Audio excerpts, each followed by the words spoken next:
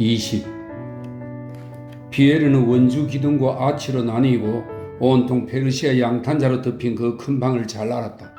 한쪽에는 실크 커튼이 드리운 높다란 마호가니 침대가 있고 다른 한쪽에는 커다란 이콘 보관함이 있는 방의 기둥 뒤쪽은 저녁 예배 시간에 교회처럼 붉은 빛이 환하게 비치고 있었다. 빛이 드리운 이콘 보관함의 금장식 아래에 기다란 볼테르식 안락의자가 놓여 있고 방금 바꾼 듯 눈처럼 하얀 구김없는 베개들이 놓인 안락의자에는 피에르에게 친숙한 아버지 베조프 백작의 위풍당당한 형체가 선명한 녹색 이불을 허리까지 덮은 채 누워 있었다.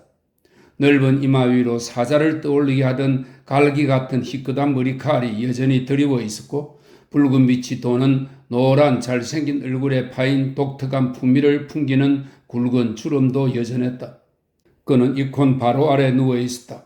살찐 커다란 두 팔이 이불 위에 놓여 있었다.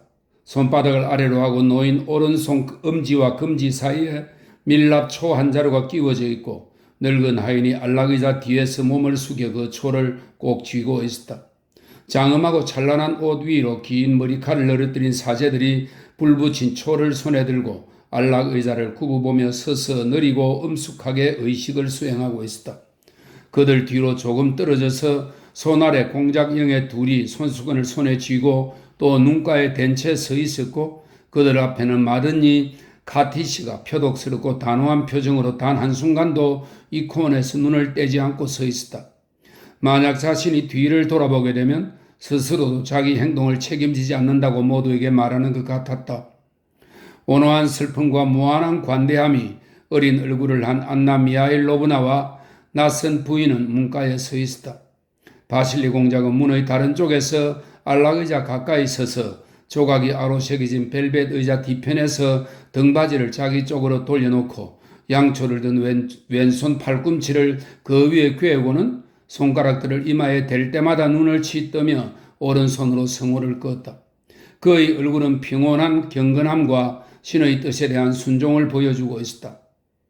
만약 당신들이 이 감정을 이해하지 못한다면 그만큼 더 당신들에게 좋지 못하다라고 말하는 듯한 얼굴이었다. 그의 뒤에는 부관과 의사들과 남자 하인들이 서 있었다. 교회에 있는 것처럼 남자들과 여자들이 나뉜 채 모두 말없이 성호를 긋고 있었다. 기도문을 낭독하는 소리, 굵은 저음의 절제된 노랫소리, 침묵의 순간에 발을 바꾸고 한숨을 쉬는 소리만 들렸다. 안나 미하일로브나는 자신이 무엇을 하고 있는지 안다는 것을 보여주는 의미심장한 표정으로 방을 가로질러 가서 피에르에게 초를 건넸다. 그는 초에 불을 붙이고 주위 사람들을 관찰하는 데 마음을 빼앗긴 나머지 양초를 든 손으로 성호를 그었다. 얼굴에 점이 있는 뺨이 발그레하고 웃음이 예쁜 막내 공작 영의 소피가 그를 바라보고 있었다. 그녀는 빙긋 웃더니 손수건으로 얼굴을 가리고 오랫동안 그대로 있었다. 하지만 피에르를 보고 다시 웃음을 터뜨렸다. 그를 보면 웃지 않을 수 없다고 느끼면서도 그를 보지 않으려는 자신을 억누르지도 못하는 것 같았다. 그녀는 유혹을 피하기 위해 기둥 뒤로 조용히 자리를 옮겼다. 예배 도중에 사제들의 목소리가 갑자기 뚝 그쳤다. 사제들이 무언가를 서로 속삭였다. 백작의 손을 잡고 있던 늙은 하인이 몸을 일으켜 부인들을 돌아보았다. 안나 미하일로브나가 앞으로 나서더니 병자 위로 몸을 숙이고는 등 뒤로 손짓해서 로랭을 불렀다. 비록 신앙은 달라도 진행되고 있는 의식의 중요성을 이해하고 심지어 그것을 지지한다는 것을 보여주는 외국인의 정중한 자세로 불붙인 초 없이 기둥에 기대에 서 있던 프랑스인 의사가 한창 때의 남자다운 소리 없는 발걸음으로 병자에게 다가갔다. 그러고는 희고 가느다란 손가락으로 병자의 손을 녹색 이불에서 들어올리고 고개를 돌린 채 맥을 짚으며 생각에 잠겼다. 사람들은 병자에게 무언가 마실 것을 주고 그 주위에서 바스락 떼다가 물러나선 각자의 자리로 갔다. 다시 예배가 이어졌다. 그렇게 의식이 중단되었던 사이 피에르는 바실리 공작이 의자 등받이 뒤에서 나와서 자기가 무엇을 하는지 알고 있고 만약 다른 사람들이 자신을 이해하지 못한다면 그만큼 그들에게 더 안 좋으리라는 것을 보여주는 똑같은 표정을 지으며 병자에게 다가가는 대신 그 옆을 지나 첫째 공작 영예와 한패가 되어 침실 깊숙한 곳으로 실크 커튼이 들이온 높은 침대로 향한 것을 알아차렸다. 공작과 공작영애는 둘 다 침대에서 떨어져 뒷문으로 자취를 감추었다가 예배가 끝나기 전에 차례로 자신들의 자리로 돌아왔다. 피에르는 오늘 밤 자신의 눈앞에서 벌어지던 모든 일들이 불가피하게 그렇게 되어야 하나 보다고 마음속으로 단호하게 결론을 내렸기 때문에 다른 모든 상황에 대해서도 그랬던 것처럼 그 상황에 더 이상 주의를 기울이지 않았다. 찬송이 그치고 병자에게 성례받은 것을 정중히 축하하는 사제의 목소리가 들렸다. 병자는 여전히 죽은 듯 꼼짝 않고 누워있었다. 그의 주위에서 모두가 바스락대며 움직이기 시작했고 발걸음과 속삭임이 들렸다. 그 가운데 안나 미하일로브나의 소곤거림이 가장 도드라졌다. 피에르는 그녀가 이렇게 말하는 것을 들었다. 침대로 옮겨야 해요. 여기서는 도저히 안 될 거예요. 의사들과 공작영애들과 하인들이 병자를 빙 둘러싸는 바람에 피에르는 다른 얼굴들도 보았지만 예배 내내 한순간도 시야에서 놓치지 않았던 희끗한 갈기의 붉은 길을 띤 노란 머리를 더 이상 볼 수 없었다. 피에르는 안락의자를 에워싼 사람들의 조심스러운 동작을 보며 그들이 죽어가는 사람을 들어 옮기고 있다는 것을 깨달았다. 내 팔을 잡아 그러다 떨어뜨려. 한 하인의 급에 질린 속삭임이 들렸다. 아래쪽에서 한 명 더. 목소리들이 말하고 있었고 무거운 숨소리와 걸음을 옮기는 소리가 점점 빨라졌다. 그들이 옮기는 무게가 그들의 힘에 붙이는 듯했다. 안나 미하일로브나도 끼어있던 운반하는 사람들이 청년을 지나쳐 가는 순간 사람들의 등과 목덜미 너머로 그들이 겨드랑이를 받치고 위로 들어올린 병자의 높고 기름진 맨가슴과 살찐 어깨, 하얗게 생 구불구불한 사자머리가 그의 눈에 들어왔다. 유달리 넓은 이마와 광대뼈, 육감적인 아름다운 입과 당당하고 차가운 눈빛을 지닌 그 머리는 가까이 닥친 죽음에 별로 손상되지 않았다. 3달 전 백작이 피에르를 베테르부르크로 보낼 때 그가 보았던 그대로였다. 그러나 그 머리는 운반하는 사람들의 고르지 않은 발걸음 때문에 무기력하게 흔들렸고 차갑고 무심한 시선은 머물 곳을 알지 못했다. 높다란 침대 주위에서 벌어진 소동의 몇 분이 흘렀다. 병자를 운반한 사람들이 뿔뿔이 흩어졌다. 안나 미하일로브나가 피에르의 손을 가볍게 어루만지면서 말했다. 가요. 피에르는 그녀와 함께 침대로 다가갔다. 침대 위에는 막 끝난 성례와 관련이 있는 듯 병자가 장엄한 자세로 누워있었다. 그는 베개에 머리를 높이 꿰고 누워있었다. 두 손은 손바닥을 아래로 하여 녹색 비단 이불 위에 대칭으로 놓여있었다. 피에르가 다가가자 백작이 그를 똑바로 바라보았다. 그러나 그를 향한 시선의 의미와 의의는 인간이 이해할 수 없는 것이었다. 어쩌면 그 시선은 눈이 있는 한 어디든 보아야 했을 뿐이어서 그저 아무 말도 하지 않고 있었는지도 모르고 아니면 지나치게 많은 말을 하고 있는지도 몰랐다. 피에르는 어찌할 바를 몰라 가만히 서서 묻는 듯이 자신의 인도자인 안나 미하일로브나를 돌아보았다. 안나 미하일로브나가 다급한 눈짓으로 병자의 손을 가리키며 입술로 그 손에 입맞추는 신용을 했다. 피에르는 이불에 걸리지 않도록 목을 쑥 빼고 그녀의 충고에 따라 뼈마디가 굵고 살진 손에 입을 맞추었다. 백작의 손도 얼굴 근육 한 가닥도 움직이지 않았다. 피에르는 이제 무엇을 해야 하는지 묻는 눈길로 다시 안나 미하일로브나를 쳐다보았다. 안나 미하일로브나가 눈짓으로 침대 곁에 있는 안락의자를 가리켰다. 피에르는 순순히 안락의자에 앉으며 자기가 적절히 행동했는지 계속해서 눈으로 물어보았다. 안나 미하일로브나는 잘했다며 고개를 끄덕였다. 피에르는 다시 이집트 조각상의 소박한 대칭형 자세를 취했다. 그의 둔하고 뚱뚱한 몸이 그처럼 큰 공간을 차지하는 것을 해석해하며 가능한 한 작게 보이는데 온 신경을 쏟는 듯 했다. 그는 백작을 바라보았다. 백작은 피에르가 서 있을 때 그의 얼굴에 있던 자리를 바라보고 있었다. 안나 미하일로브나는 아버지와 아들이 만나는 이 마지막 순간의 감동적인 이의에 대한 자각을 표정으로 드러냈다. 2분 동안 이어진 그 순간이 피에르에게는 1시간 같았다. 갑자기 백작의 굵직한 안면 근육과 주름의 경련이 일어났다. 경련은 점점 더 심해졌고 아름다운 입이 일그러졌다. 그제야 피에르는 아버지가 어느 정도로 죽음에 가까이 갔는지를 깨달았다. 그리고 일그러진 입에서 알아듣기 힘든 목신 소리가 흘러나왔다. 안나 미하일로브나는 병자의 눈을 열심히 쳐다보며 피에르를 가리키고 마실 것을 가리키고 묻는 듯한 눈초리로 바실리 공작의 이름을 속삭이고 이불을 가리키기도 하면서 그에게 필요한 것이 무엇인지 알아내려고 애썼다. 병자의 눈과 얼굴이 초조한 빛을 띠었다. 그는 침대 머리맡에서 한시도 떠나지 않고 서있던 하인에게 눈길을 돌리려고 안간힘을 썼다. 반대편으로 돌아 눕고 싶어 하십니다. 하인이 속삭이더니 얼굴이 벽 쪽으로 향하게 백작의 무거운 몸을 돌리려고 조용히 몸을 일으켰다. 피에르는 하인을 돕기 위해 일어섰다. 백작을 돌려 눕히는 동안 그의 한 손이 힘없이 뒤로 툭 떨어졌다. 그는 그 손을 끌어당기려고 부질없이 안간힘을 썼다. 그 생기 없는 손을 바라보는 피에르의 두려움 어린 시선을 알아챘는지 아니면 그 순간 죽어가는 그의 뇌 속에서 어떤 다른 생각이 어른거렸는지 아무튼 그는 말을 듣지 않는 손과 피에르의 얼굴에 떠오른 공포의 표정을 보고 다시 손으로 눈길을 돌렸다. 그러자 그의 얼굴에 그 용모에 어울리지 않는 마치 자신의 무기력을 조롱하는 듯한 힘없고 고통에 찬 미소가 떠올랐다. 예기치 않게 이 미소를 보게 된 피에르는 가슴이 떨리고 코끝이 찡해지는 것을 느꼈다. 눈물이 그의 눈앞을 흐렸다. 병자가 벽을 볼 수 있게 옆으로 눕혔다. 그는 한숨을 쉬었다. 잠드셨어요. 안나 미하일로브나가 교대하러 온 공작 영애를 보고 말했다. 가요. 피에르는 방을 나왔다. 21. 이제 응접실에는 바실리 공작과 첫째 공작 영애 외에는 아무도 없었다. 두 사람은 예카테리나 여제의 초상화 밑에 앉아 무언가에 대해 활발히 말을 주고받다가 피에르와 그의 인도자를 보자 입을 다물었다. 피에르가 보기에 무언가를 감춘 공작 영애가 속삭였다. 저 여자 꼴을 도저히 못 보겠어요?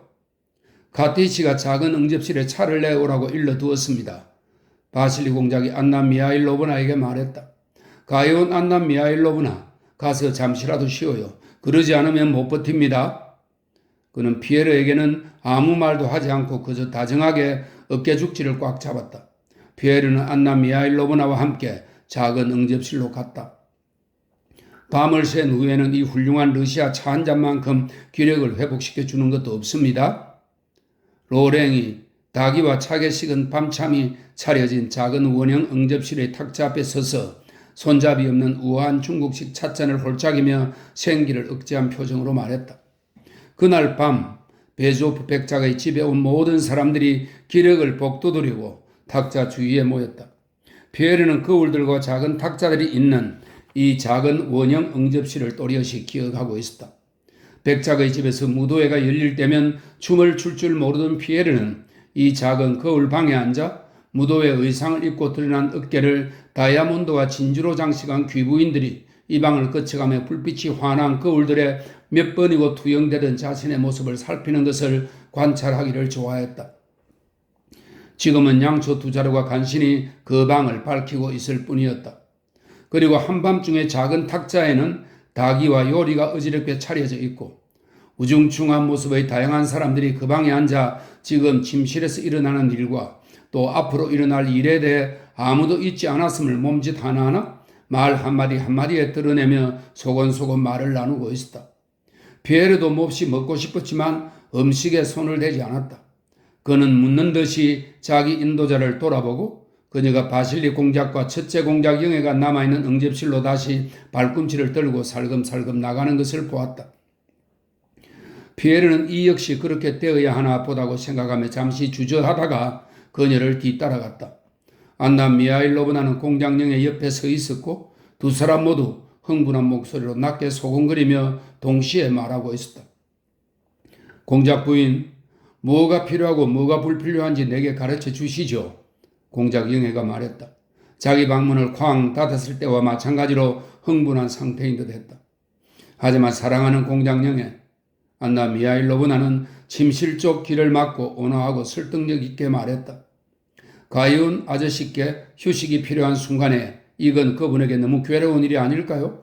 그분의 영혼이 이미 준비된 이런 때에 세속적인 문제에 관한 대화는 바실리 공작은 평소의 스스럼 없는 자세로 한쪽 다리 위에 다른 쪽 다리를 높이 포갠 채 안락의자에 앉아 있었다. 아래쪽이 더 살찐 것처럼 축 처진 두 뺨이 심하게 실룩거렸다.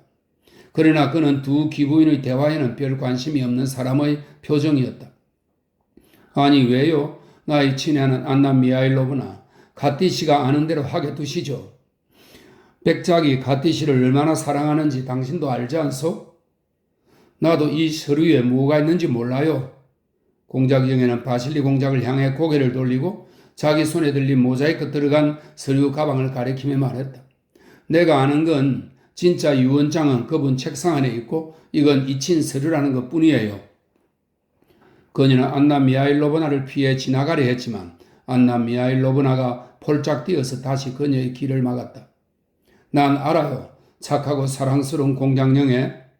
안나 미하일로브나가 한 손으로 서류 가방을 움켜쥐며 말했다. 어찌나 단단히 붙잡았는지 금방 내줄 것처럼 보이지 않았다. 사랑하는 공장영애, 부탁이에요. 애원할게요. 제발 그분을 불쌍히 여겨줘요. 내가 이렇게 애원할 테니. 공장영애는 입을 다물었다. 그저 서류 가방을 둘러싸고 다투는 소리만 들릴 뿐이었다. 그녀가 말문을 연다면 안나 미하일로브나에게 달가운 말은 하지 않을 것이 분명했다. 안나 미하일로브나는 서류 가방을 단단히 움켜쥐고 있었지만 그럼에도 그녀의 목소리는 특유의 달콤한 끈적임과 부드러움을 간직하고 있었다. 피에르, 이리 와요, 나의 친구. 난 이쪽이 친족 회의에 빠져도 되는 사람이라고는 생각하지 않아요. 그렇지 않나요, 공작? 도대체 왜 당신은 잠자코 계시는 거죠, 사촌? 갑자기 공작영애가 응접실에 있는 사람들이 듣고 깜짝 놀랄 정도로 크게 외쳤다. 여기서 누군지도 모를 인간이 감히 참견을 해대고 죽음을 앞둔 분의 방문 턱에서 소동을 부리는데도 왜 가만히 있는 거죠? 이 간악한 음모자. 그녀는 표독스럽게 중얼거리며 온 힘을 다해 서류 가방을 잡아당겼다. 그러나 안나 미하일로브나는 서류 가방을 놓치지 않으려고 몇 발짝 움직이며 손을 바꾸어 쥐었다. 오! 바실리 공작이 놀랐다는 뜻으로 나무라듯 말했다. 그는 일어섰다. 어이가 없군요. 자, 놓으세요. 놓으라니까. 공작영애는 손을 놓았다. 당신도요. 그러나 안나 미하일로브나는 말을 듣지 않았다. 놓으라고 하지 않소. 내가 다 떠맡겠습니다. 내가 가서 그분께 여쭙겠소. 내가. 당신도 이 정도면 충분해요. 아니요, 공작. 안나 미하일로브나가 말했다. 그렇게 큰 성례식을 치렀으니 그분이 잠시 안정을 취하게 해드리세요. 자, 피에르, 당신 생각을 말해봐요. 그녀는 청년을 향해 말했다. 그는 그들에게 바싹 다가가 격분해서 품위를 완전히 잃은 공장영의 얼굴과 바실리 공작의 실룩이는 두 뺨을 놀란 눈으로 바라보았다. 당신이 모든 결과에 대해 책임져야 한다는 걸 기억해 두세요. 바실리 공작이 엄중하게 말했다. 당신은 자기가 무슨 짓을 하는지도 모르고 있어요. 혐오스러운 여자 같으니. 공작영애가 벼랑간 안나 미하일로브나에게 달려들어 서류 가방을 잡아채며 소리쳤다. 바실리 공작은 고개를 떨어뜨리고는 두 팔을 벌렸다. 그 순간 문이 피에르가 그토록 오랫동안 바라보던 그리고 그토록 조용히 열리곤 하던 무시무시한 문이 벽에 쾅 부딪히는 소리와 함께 확 열렸다. 그리고 그곳에서 둘째 공작영애가 뛰쳐나와 두 손을 꼭 쥐었다. 지금 무엇들 하는 거예요? 그녀가 절망적으로 말했다.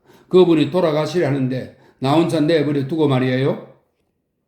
첫째 공장영애가 서류 가방을 툭 떨어뜨렸다. 안나 미하일로브나는 재빨리 허리를 숙여 분쟁거리가 된 물건을 움켜쥐고 침실로 달려갔다. 첫째 공장영애와 바실리 공작이 정신을 차리고 그녀를 뒤따라갔다. 몇 분 후 첫째 공장영애가 헬쓱하고 초췌한 얼굴에 아랫 입술을 꼭 깨물며 제일 먼저 그곳에서 나왔다. 피에르를 보자 그녀의 얼굴은 억누를 수 없는 분노의 빛을 띠었다. 네, 이제 마음껏 기뻐해요. 그녀가 말했다. 이렇게 되기를 기다렸잖아요. 그러고는 통곡을 터뜨리더니 손수건으로 얼굴을 가리고 방에서 뛰쳐나갔다. 공작영애에 이어 바실리 공작이 나왔다. 그는 비틀거리며 피에르가 앉은 소파로 오더니 한 손으로 눈을 가리고 그 위에 쓰러졌다. 피에르는 그의 얼굴이 창백하고 아래턱이 마치 오한이라도 난 듯이 룩대고 덜덜 떨리는 것을 보았다. 아, 친구. 그는 피에르의 팔꿈치를 잡고 말했다. 그의 목소리에는 피에르가 그에게서 한 번도 느껴본 적 없는 진실함과 연약함이 어려 있었다. 우리는 얼마나 많은 죄를 짓고 얼마나 많이 속이고 있나. 그게 다 무엇을 위해서인가. 나의 친구여, 나는 50이 넘었네. 정말이지. 난 모든 것은 죽음으로 종말을 고하네. 모든 것이. 죽음은 끔찍해. 그는 울음을 터뜨렸다. 안나 미하일로브나가 맨 마지막에 나왔다. 그녀는 조용하고 느린 걸음으로 피에르에게 다가갔다. 피에르, 그녀가 말했다. 피에르는 묻는 듯한 얼굴로 그녀를 바라보았다. 그녀는 청년의 이마에 입을 맞추며 눈물로 그 이마를 적셨다. 그리고 잠시 침묵했다. 이제 그분은 더 이상 안 계세요. 피에르는 안경 너머로 그녀를 바라보았다.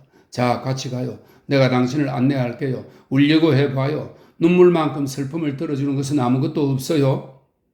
그녀는 그를 어두운 응접실로 이끌었다. 피에르는 거기 있는 사람들이 아무도 그의 얼굴을 보지 않아 기뻤다. 안나 미하일로브나는 그를 남겨둔 채 자리를 떴다. 그녀가 다시 돌아왔을 때 그는 한쪽 팔에 고개를 두고 깊은 잠에 빠져 있었다. 다음 날 아침 안나 미하일로브나는 피에르에게 말했다. 자, 친구, 이 일은 당신뿐 아니라 우리 모두에게 크나큰 손실이에요. 하지만 하느님께서 당신을 붙잡아 주실 거예요. 당신은 젊어요. 이제 당신은 막대한 재산의 주인이 될 거예요. 부디 그렇게 되길 바라요. 유언장은 아직 개봉되지 않았어요. 내가 당신을 충분히 잘 아니까 이 일로 머리가 얼떨떨하지는 않을 거라고 믿어요. 하지만 이 일은 당신에게 의무를 부여할 거예요. 그러니 남자답게 처신해야 해요. 피에르는 말없이 있었다. 아마 나중에 당신에게 말하겠지만 내가 거기 없었더라면 무슨 일이 벌어졌을지 몰라요. 당신도 알다시피 그저께 아저씨께서는 보리스를 잊지 않겠다고 내게 약속하셨어요. 하지만 끝내 약속을 지키지는 못하셨지요. 나의 친구, 난 당신의 아버지의 소망을 이루어주길 바라요. 피에르는 아무것도 이해할 수 없어서 말없이 소심하게 얼굴을 붉히고 안나 미하일로브나 공작 부인을 바라보았다. 안나 미하일로브나는 피에르와 말을 나눈 뒤 로스토프가로 가서 잠자리에 들었다. 아침에 잠에서 깬 그녀는 로스토프가 사람들과 지인들에게 베조프 백작의 죽음에 대해 상세히 들려주었다. 그녀는 자신이 맞이하고 싶은 임종의 모습으로 백작이 죽었으며 그의 최후는 감동적이면서 교훈적이었다고 말했다. 특히 아버지와 아들의 마지막 만남은 눈물 없이는 떠올릴 수 없을 만큼 감동적이었다고 말했다. 그리고 그 무서운 순간에 더 훌륭하게 처신한 사람이 누군지, 마지막 순간에 모든 것과 모든 사람을 그토록 또렷이 떠올리고 아들에게 그토록 감동적인 말을 한 아버지인지, 아니면 비탄에 잠겨서도 죽어가는 아버지를 슬프게 하지 않으려고 복이 딱할 정도로 자신의 슬픔을 애써 감추던 피에르인지 모르겠다고 말했다. 괴롭지만 유익했어요. 노 백작과 그에 합당한 아들 같은 사람들을 보면 영혼이 숭고해져요. 그녀는 말했다. 첫째 공작 영애와 바실리 공작의 행동에 대해서도 그녀는 그들을 못마땅해 하며 이야기했지만 아주 은밀하게 소곤소곤 말했다. 22. 니콜라이 안드레예비치 볼콘스키 공작의 영지인 리시의 고리에서는 젊은 안드레 공작 부부의 도착을 매일같이 고대하고 있었다. 그러나 그 기다림이 노 공작의 집에서 삶이 영위되던 정연한 질서를 깨뜨리지는 않았다. 사교계에서 프로에시안 왕이라는 별명으로 통하는 육군대장 니콜라이 안드레예비치 공작은 파벨 시대에 시골로 추방된 이후 딸 마리아 공작 영애와 그녀의 말벗 마드모아젤 부리엔과 함께 자신의 리시의 고리에서 집거했다. 그리고 새 자르가 즉위하자 두 수도에 들어가는 것이 그에게도 허락되었지만 만약 자기를 볼 일이 있으면 모스크바에서 150베르스타를 달려 리시의 고리로 오라고 자기는 아무도 그 무엇도 필요하지 않다고 말하면서 계속 시골에 머물렀다. 그는 인간의 악덕의 근원은 오직 두 가지, 나태와 미신이며 두 가지 미덕은 오직 활동과 지성이라고 말했다. 그는 몸소 딸을 양육하며 두 중요한 특성 모두를 그녀의 내부에서 발달시키기 위해 그녀에게 대수와 기하를 가르치고 그녀의 삶을 끊임없는 과제로 채웠다. 그 자신은 회상록 저술로 고등수학 풀이로 가리판에 담뱃갑을 깎는 일로 정원을 가꾸는 일로 그의 영지에서 끊이지 않던 건축공사 감독으로 늘 바빴다. 활동을 위한 주요 조건이 질서인 까닭에 생활방식에 있어서의 질서도 극도로 정확하게 지켜졌다. 그가 식탁에 나오는 것은 변함없이 한결같은 조건 속에서 그것도 신은 물론이고 분까지도 어김없이 행해졌다. 공작은 딸에서 하인들에 이르기까지 그를 둘러싼 사람들에게 한결같이 단호하고 까다로웠다. 그래서 그는 잔혹한 사람이 아닌데도 아주 잔혹한 사람조차 쉽사리 얻을 수 없는 두려움과 존경을 불러일으키고 있었다. 그는 퇴역했고 이제 국정에 아무런 이의를 가지지 않은 인물이었음에도 불구하고 공작의 영지가 있던 현의 지사는 그를 문안하는 것을 자신의 의무로 여겼고 건축기사와 정원사 혹은 마리아 공작 영예와 마찬가지로 천장이 높은 하인방에서 정해진 시각에 나오는 공작을 기다렸다. 서재의 거대하고 높은 문이 열리고 메마른 작은 손과 가끔 얼굴을 찌푸릴 때 지적으로 빛나는 젊은 눈동자의 광채를 가리는 축 늘어진 회색 눈썹을 가진 키가 크지 않은 노인의 형상이 분바른 가발을 쓰고 나타날 때면 하인방에 있던 사람들은 누구나 똑같은 존경의 감정, 심지어 공포의 감정을 맛보곤 했다. 젊은 부부가 도착한 날 아침, 마리아 공장령에는 평소대로 정해진 시간에 아침 인사를 하기 위해 하인방에 들어가며 두려운 마음으로 성호를 긋고 속으로 기도했다. 그녀는 날마다 이 방에 들어왔고 날마다 이 매일의 만남이 무사히 지나가게 해달라고 기도했다. 하인방에 앉아있던 분바른 늙은 하인이 조용한 움직임으로 일어나더니 나직이 그녀의 방문을 고했다. 자, 들어가세요. 문 너머 가리판에서 규칙적인 소리가 들렸다. 공작 영예는 미끄러지듯 쉽게 열리는 문을 머뭇 잡아당기고는 입구에 멈춰 섰다. 공작은 가리판 앞에서 일하다가 헐깃 돌아보고는 하던 일을 계속했다. 거대한 서재는 분명 늘 사용하는 듯한 물건들로 꽉 차 있었다. 책들과 도면들이 놓인 큰 탁자, 문에 열쇠가 달린 높은 유리 책장들, 공책이 펼쳐진 채 놓여있는 선자세로 필기하기 위한 높은 탁자, 가리판과 한 줄로 늘어놓은 부속 도구들과 사방에 늘린 둥그런 대패바, 모든 것이 지속적으로 이루어지는 다양하고 질서정연한 활동을 보여주고 있었다. 은실로 수놓은 타타르 부츠를 신은 작은 발의 움직임으로 보아 힘줄이 튀어나온 메마른 손의 단단한 악력으로 보아 공작에는 아직 초로의 정정한 기운이 남아있는 듯 했다. 몇 바퀴 돌린 후 그는 가리판 페달에서 한쪽 발을 떼고 끈을 닦아 가리판에 붙은 가죽 주머니에 던져놓고는 탁자로 다가가며 딸을 불렀다. 그는 자녀들에게 축복의 말을 해준 적이 한 번도 없었다. 그저 아직 면도하지 않은 까칠한 한쪽 뺨을 그녀에게 들이대고 엄격하고도 주의 깊고 부드러운 눈길로 그녀를 훑어보고는 이렇게 말할 뿐이었다. 몸은 괜찮으냐? 자, 그럼 앉아라. 그는 자기 손으로 쓴 기아 공책을 집어들고 한쪽 발로 안락의자를 끌어당겼다. 내일 공부할 부분이다. 그는 빠르게 쪽수를 찾아 한 문단에서 다른 문단까지 거친 손톱으로 표시하며 말했다. 공작 영예는 탁자에 놓인 공책 위로 몸을 숙였다. 잠깐, 너한테 편지가 왔다? 노인은 탁자 위에 만들어 붙인 주머니에서 여자 필체의 봉투를 꺼내 탁자에 툭 던지며 말했다. 편지를 본 공작 영예의 얼굴이 붉은 반점으로 뒤덮였다. 그녀는 편지를 황급히 잡고 그 위로 몸을 숙였다. 엘로이자한테서 온 거냐? 공작이 싸늘한 미소와 함께 여전히 튼튼하고 누르스름한 이를 드러내며 물었다. 네, 줄리한테서 왔어요. 공작 영예는 겁먹은 눈길로 쳐다보고 겁먹은 미소를 지으며 말했다. 두 통까지는 봐주겠지만 세 번째 편지는 읽어보겠다. 공작은 엄하게 말했다. 너희들이 헛소리만 잔뜩 쓸까봐 걱정이다. 세 번째 편지는 읽어봐야겠다? 이것도 읽어보셔도 돼요, 아버지. 공작 영예는 더욱 붉어진 얼굴로 편지를 내밀며 대답했다. 세 번째라고 하지 않았느냐, 세 번째. 공작은 편지를 밀치며 퉁명스레 소리를 질렀다. 그러고는 탁자에 팔꿈치를 꿰고 기하학 도형이 있는 공책을 끌어당겼다. 자, 아가씨. 노인은 딸 쪽으로 가까이 붙어 공책 위로 몸을 숙이고 한 손은 공작 영예가 앉은 안락의자 등받이에 얹고 설명을 시작했다. 그래서 공작 영예는 아주 오래전부터 익숙한 담배 냄새와 코를 찌르는 듯한 노인 냄새에 에워싸인 듯한 느낌이 들었다. 자, 아가씨, 이 삼각형들은 닮은 꼴이야. 이걸 보렴. 각 A, B, C는 공작 영예는 가까이에서 빛나는 아버지의 두 눈을 놀란 눈으로 쳐다보았다. 붉은 반점이 그녀의 얼굴에 번져갔다. 그녀는 아무것도 이해하지 못하고 있고 아버지의 설명이 아무리 명확하더라도 두려움 탓에 이후의 모든 설명을 이해하지 못할까봐 몹시 겁이 나는 모양이었다. 선생 탓인지 아니면 학생 탓인지 어쨌든 날마다 똑같은 일이 되풀이 되었다. 공작영애는 눈이 흐릿했다.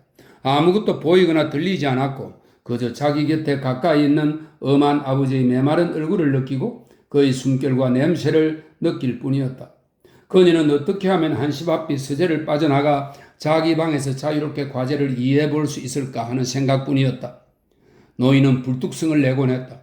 자기가 앉은 안락의자를 시끄럽게 뒤로 뺐다 앞으로 당겼다 했으면 화를 내지 않기 위해 자신을 억누르다가 거의 매번 흥분해서 욕설을 내뱉었고 가끔은 공책을 집어 던지기도 했다. 공작영애는 틀린 답을 말했다. 이런 너 바보 아니냐? 공작이 공책을 밀치며 얼굴을 획 돌리고는 고함쳤다. 하지만 바로 일어나 이리저리 걷다가 두 손으로 공작영애의 머리를 가볍게 어루만지고는 다시 자리에 앉았다. 그는 가까이 당겨 앉아 설명을 계속했다. 안 돼, 공작영애 안 된다. 공작영애가 과제를 적은 공책을 집어서 덮고 나갈 채비를 했을 때 그가 말했다. 나의 아가씨, 수학은 위대한 활동이야. 난 너가 우리의 멍청한 만인들을 닮게 되는 것을 원하지 않아. 꾹 참고 하다 보면 좋아질 거다. 그는 손으로 딸의 뺨을 가볍게 두드렸다. 머리에서 어리석은 생각도 빠져나갈 거야. 그녀는 나가고 싶었지만 공작이 몸짓으로 그녀를 멈춰 세우고 높은 탁자에서 낱장이 잘리지 않은 새 책을 한 권 꺼냈다. 이건 너희 엘로이자가 보낸 신비의 열쇠인가 무언가 하는 책이다. 종교 서적이더구나. 나는 누구든 그 신앙에는 상관하지 않는다. 대충 훑어봤다. 가져가. 자, 가라. 가. 그는 딸의 어깨를 가볍게 두드리고는 그녀가 나가자 손수 문을 닫았다. 마리아 공작영애는 우울하고 겁에 질린 표정으로 자기 방에 돌아왔다.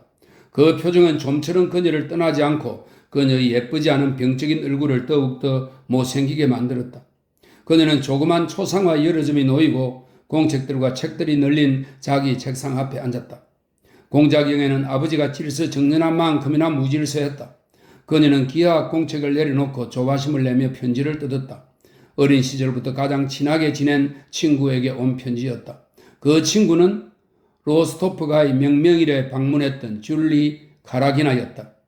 줄리는 이렇게 썼다. 사랑하는 한없이 소중한 친구, 이별이란 얼마나 두렵고 끔찍한 것인가요? 나의 존재와 나의 행복 절반은 당신 안에 있다고 먼 거리가 우리를 떼어놓고 있지만 우리의 심장은 끊을 수 없는 매듭으로 묶여 있다고 몇 번이고 스스로에게 말해보지만 내 심장은 운명을 원망하고 있어요.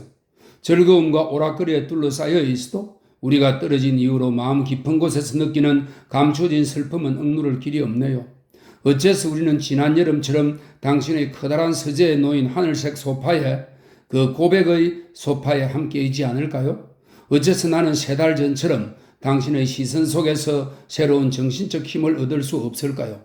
온화하고 차분하고 모든 것을 꿰뚫어 보는 듯한 내가 그토록 사랑했고 당신에게 편지를 쓰는 이 순간에도 내가 눈앞에 보고 있는 그 시선 속에서 말이에요. 여기까지 읽은 마리아 공작영애는 한숨을 쉬고 그녀의 오른쪽에 있는 큰 거울을 돌아보았다. 거울은 아름답지 않은 허약한 몸과 야윈 얼굴을 비추었다. 큰 슬픔에 잠긴 듯한 두 눈이 지금은 특히 절망적으로 거울 속의 자신을 바라보고 있었다. 줄리는 내게 입에 발린 말을 하고 있어. 공작영애는 이렇게 생각하며 얼굴을 돌리고 계속 편지를 읽었다. 그러나 줄리는 입에 발린 말을 한 것이 아니었다. 사실 공작영애의 푸르고 찬란한 큰 눈은 너무 아름다워서 아주 자주 얼굴 전체는 아름답지 않아도 그 두 눈이 아름다움을 능가하는 매력을 드러내곤 했다. 그러나 공작영애는 그 두 눈의 아름다운 표정, 그녀가 자신에 대해 생각하지 않는 순간들에 나타나는 그 표정을 한 번도 본 적이 없었다. 그러나 그렇듯 그녀가 거울에 자신을 비추어 보자마자 그녀의 얼굴은 부자연스럽게 딱딱하고 못생긴 표정을 띄었다. 그녀는 계속해서 편지를 읽었다. 모스크바는 온통 전쟁 이야기뿐이에요. 나의 두 오빠 가운데 한 명은 이미 국경 너머에 있고 다른 오빠는 곧 국경으로 출정할 근위되어 있어요. 우리의 친애하는 폐하도 베테르부르크를 떠나 스스로 자신의 고귀한 존재를 전쟁의 위험에 처하게 하실 거라고 사람들은 추측하고 있죠. 전능자께서 은혜를 베푸시어 우리 위에 주관자로 세워진 천사가 유럽의 안정을 어지럽히고 있는 코르시카의 괴물을 부디 타도하게 하여 주소서. 이 전쟁은 내게서 오빠들은 물론이고 내가 마음으로 가장 가깝게 여기는 사람들 가운데 한 명을 앗아갔어요. 내가 말하는 사람은 니콜라이 로스토프랍니다. 그는 열정이 넘치는 사람으로 아무것도 하지 않는 것을 견디지 못해 군대에 들어가려고 대학을 그만두었어요. 사랑하는 말이 당신에게 고백해야겠네요. 그가 그토록 젊은 나이에 군대로 떠나는 것은 내게 큰 슬픔이었어요. 내가 지난 여름 당신에게 말한 그 청년에게는 얼마나 고결한 정신이 우리 시대의 20살 노인들 사이에서는 좀처럼 찾아볼 수 없는 얼마나 참된 젊음이 깃들어 있는지요. 특히 그는 아주 솔직하고 정감이 넘치는 사람이에요. 그는 너무나 순수하고 시로 가득해서 그와의 만남은 이미 그토록 많은 고통을 겪어온 내 가여운 가슴에 비록 찰나에 불과했지만 가장 달콤한 위안을 주었지요. 언젠가 당신에게 우리의 작별에 대해 이야기해 줄게요. 작별할 때 나눈 모든 말도요. 그 모든 것이 아직도 너무나 생생해요. 아, 사랑하는 친구. 당신은 이 타는 듯한 기쁨을, 이 타는 듯한 슬픔을 모르니 행복한 사람이에요. 당신은 행복해요. 왜냐하면 슬픔이 기쁨보다 강한 법이니까요. 니콜라이 백작이 내게 친구 이상의 무언가가 되어주기에는 너무 젊다는 것을 잘 알아요. 하지만 이 달콤한 우정, 그토록 시적이고 그토록 순수한 이 관계는 내 가슴이 바란 것이었어요. 하지만 이 얘기는 그만할게요. 온 모스크바를 사로잡은 중요한 소식은 노 백작 베조프의 죽음과 그분의 유산 상속이에요. 상상해봐요. 3명의 공작형에는 조그만 무언가를 받았고 바실리 공작은 아무것도 받지 못했어요. 피에르가 전 재산을 상속받았고 게다가 합법적인 아들로, 그러니까 베조프 백작으로 인정받아 러시아에서 가장 막대한 재산의 소유자가 되었어요. 바실리 공작은 이 모든 사건에서 아주 비열한 역할을 했고 몹시 부끄러운 모습으로 베테르부르크로 떠났다고 해요. 솔직히 난 유언장에 관련된 이 모든 일을 거의 이해하지 못해요. 아는 것이라곤 우리 모두가 그저 피에르라는 이름으로 알던 청년이 러시아에서 가장 많은 재산의 주인인 베조프 백작이 된 후로 홍기가 찬 딸을 둔 어머니들과 아가씨들이 이 신사에게 싹 달라진 태도로 대하는 모습을 관찰하는 게 내 즐거움이 되었다는 점뿐이에요. 덧붙여 말하자면 그 신사는 나에게 언제나 몹시 보잘것없는 사람으로 보였어요. 벌써 2년째 다들 나에게 대부분 내가 모르는 신랑감을 찾아주느라 신나 있는 탓에 모스크바의 결혼 소식 나는 이제 나를 베조바 백작 부인으로 만드네요. 하지만 당신이 알듯 나는 그걸 전혀 바라지 않아요. 마침 결혼 이야기가 나와서 말인데요. 당신이 아는지 모르겠지만 얼마 전 모든 이들의 아주머니인 안나 미하일로브나가 아주 비밀리에 당신의 혼사에 대한 계획을 내게 털어놓았답니다. 그 사람은 다름 아닌 바실리 공작의 아들 아나톨이에요. 그를 부유한 명문가의 아가씨와 결혼시켜 안정을 찾게 하려고 해요. 그의 부모님이 당신을 선택한 거예요. 당신이 이 문제를 어떻게 받아들일지 모르지만 미리 알려주는 게 나의 의무라고 생각했어요. 사람들 말이 그는 아주 잘생겼는데 굉장한 남봉꾼이라고 해요. 내가 그에 대해 알아낼 수 있었던 건 이게 전부예요. 수단은 이 정도로 그쳐야겠네요. 두 번째 장이 거의 다 찼어요. 게다가 엄마가 아프락신가의 만찬에 가자며 사람을 보내셨네요. 내가 당신에게 보내는 신비주의 책을 읽어봐요. 이곳에서 대단한 성공을 누리고 있는 책이에요. 인간의 나약한 지성으로는 이해하기 힘든 부분도 있지만 어쨌든 탁월한 책이에요. 그 책을 읽으면 영혼이 차분해지고 고향돼요. 그럼 안녕? 당신 아버지께는 나의 존경을, 마드무아젤 부리엔에게는 나의 인사를 전해줘요. 온 마음을 다해 당신을 포옹합니다. 줄리. PS. 당신 오빠와 그분의 매력적인 부인에 대한 소식을 알려줘요. 공작영에는 생각에 잠겼다가 상념이 묻어나는 미소를 지었다. 찬란한 눈동자가 환하게 밝힌 그녀의 얼굴도 완전히 변했다. 그러고는 갑자기 몸을 일으켜 책상 쪽으로 무겁게 걸음을 옮겼다. 그녀는 종이를 꺼냈고 그녀의 손이 종이 위에서 빠르게 움직이기 시작했다. 그녀는 이렇게 답장을 썼다. 사랑하는 한없이 소중한 친구, 13일자 당신의 편지는 내게 큰 기쁨을 주었어요. 나의 시적인 줄리, 당신은 여전히 나를 사랑해 주는군요. 당신이 그처럼 불평하는 이별은 당신에게 별다른 영향을 끼치지 않은 것 같아요. 당신은 이별을 한탄하네요.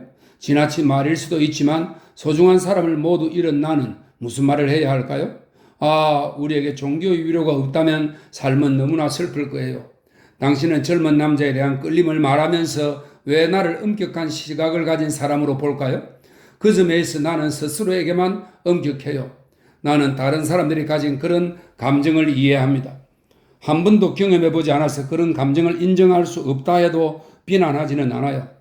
다만 내게는 젊은 남자의 아름다운 눈이 당신처럼 시적이고 다정한 젊은 아가씨에게 불러일으킬 수 있는 감정보다는 이웃과 원수를 향한 그리스도교적인 사랑이 더 가치 있고 더 위안이 되고 더 훌륭한 것 같아요.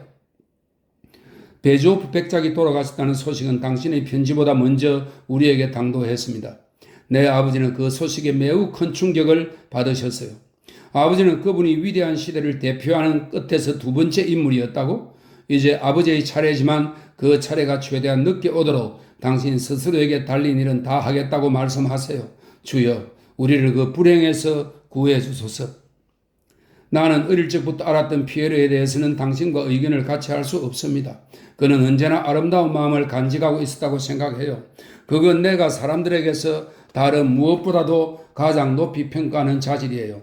그의 상속과 그 일에서 바실리 공작이 한 역할에 대해 말하자면 그건 두 사람 모두에게 매우 슬픈 일이에요.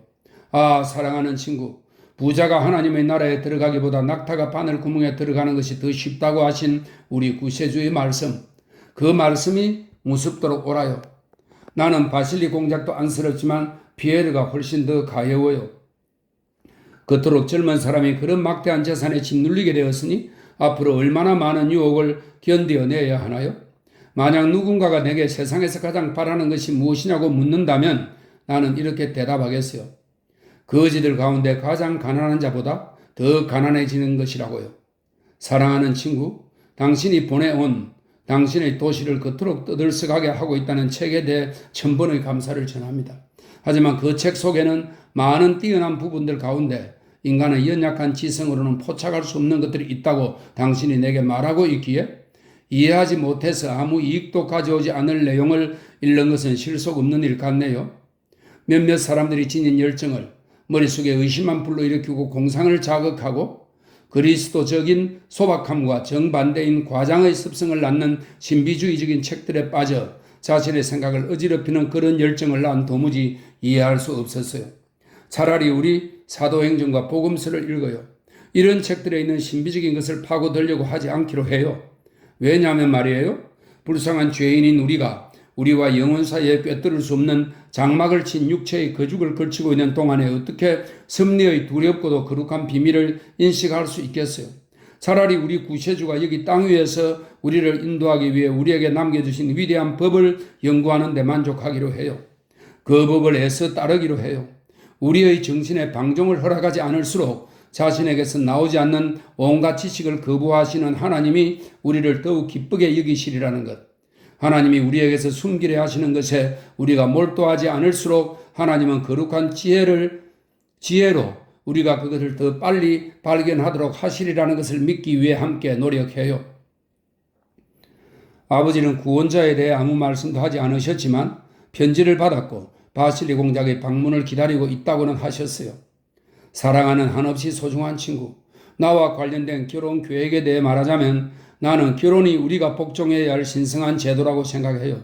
내게 아무리 힘겨운 일이 될지라도 전능자께서 내게 아내와 어머니의 의무를 지우고자 하신다면 나는 내가 할 수 있는 한 신실하게 그 의무를 수행하기 위해 노력할 거예요. 하나님이 내게 남편으로 주시려는 사람에 대한 내 감정을 곰곰이 생각하는 일엔 마음 쓰지 않겠어요. 오빠의 편지를 받았는데 올케와 함께 리시의 고리에 온다고 해요. 이 기쁨은 오래가지 않을 거예요. 오빠는 어쩌다 그리고 무엇을 위해 우리가 말려들고 있는지 알 길이 없는 이 전쟁에 참전하러 우리를 떠날 것이기 때문이에요. 이런저런 일들과 사교의 중심인 당신의 도시에서뿐 아니라 이곳에서도 도시 사람들이 시골하면 을에 떠올리는 전원의 노동과 정적 가운데에서도 전쟁 소식이 들려오니 마음이 무겁네요. 아버지도 내가 전혀 알지 못하는 원정과 행군에 대한 말씀뿐이세요. 그저께는 평소처럼 시골길을 산책하다 가슴이 찢어지는 장면을 보았어요. 우리 영지에서 징집된 신병 부대의 모습이었어요. 나는 떠나는 사람들의 어머니와 아내와 아이들이 처한 상황을 보아야 했고 떠나는 사람들과 보내는 사람들의 통곡을 들어야 했어요. 우리에게는 사랑과 모욕에 대한 용서를 가르치신 구세주의 법을 인류가 잊었다는, 서로를 사륙하는 기술에서 인류가 자신의 주된 가치를 보고 있다는 생각이 들어요. 잘 있어요, 사랑하는 선한 친구. 우리의 구세주와 그분의 거룩한 어머니께서 성스럽고 강력한 덮개를 펼쳐 당신을 지켜 주시옵기를. 마리. 당신도 편지를 보내는군요. 나 이미 붙였답니다. 내 가여운 어머니에게 썼어요. 얼굴에 미소를 띤 마드모아젤 부리엔이 명랑한 빠른 목소리로, 낭낭한 귀여운 목소리로 애를 모호하게 발음하면서, 그리고 마리아 공작영의 긴장되고 구슬프고 âm 울한 분위기를 그와는 전혀 다른 경박하도록 유쾌하고 자기 만족적인 세계로 끌어들이면서 말을 꺼냈다. 공작영에 미리 알려줘야겠군요. 그녀가 목소리를 낮추며 덧붙였다. 공작께서 욕설을. 그녀는 르 발음을 유난히 프랑스식으로 발음하면서 흡족한 표정으로 자신의 말소리에 귀를 기울이며 말했다. 미하일 이바니치에게 마구 욕설을 퍼부으셨어요. 기분이 아주 안 좋으세요? 몹시 음울한 상태예요. 미리 알려주는 거예요. 당신도 알다시피. 사랑하는 친구, 마리아 공작영애가 대답했다. 아버지의 기분이 어떤지 절대 말하지 말아달라고 부탁했잖아요. 나는 아버지를 판단하지 않을 거고 다른 사람들이 그러는 것도 바라지 않아요. 공작영애는 시계를 흘낏 쳐다보더니 클라비코드 연주에 사용해야 할 시간이 벌써 5분이나 지난 것을 깨닫고 급에 질린 표정이 되어 소파가 있는 방으로 갔다. 정해진 일과에 따라 12시부터 2시까지 공작은 휴식을 취하고 공작영애는 클라비코드를 연주했다.